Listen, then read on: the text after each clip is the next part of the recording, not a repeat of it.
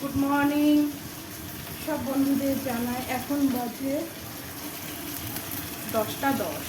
দেখো আমার প্রায় সব রান্নাই হয়ে গেছে।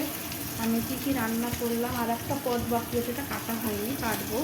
দেখো আমার কী কী রান্না হয়ে গেছে। দেখো দেখো আমার ভাত হয়ে গেছে, আলু উচ্ছে ভাজা হয়ে গেছে, আর ট্যাংরা মাছ করছি, এখানে ভেজে রেখেছি, আলু দিয়ে ঝোল করব। তা আমি একটুখানি পেঁয়াজ ফোড়ন দেবো ট্যাংরা মাছে, পেঁয়াজ ফোড়ন দিয়ে ট্যাংরা মাছ আলু দিয়ে ঝোল করব। মশলা দেখো, জিরে, ধনে, কাঁচা লঙ্কা, টমেটো, এই হচ্ছে এখানে যে মশলা। এই ট্যাংরা মাছটা আলু দিয়ে পেঁয়াজ ফোড়ন দিয়ে একটু ঝোল করব।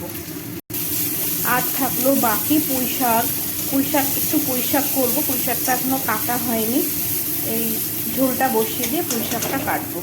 এই হচ্ছে আজকে আমার মেনু, আলু উচ্ছে ভাজা, পুঁই শাক আর ট্যাংরা মাছ আলু দিয়ে ঝোল।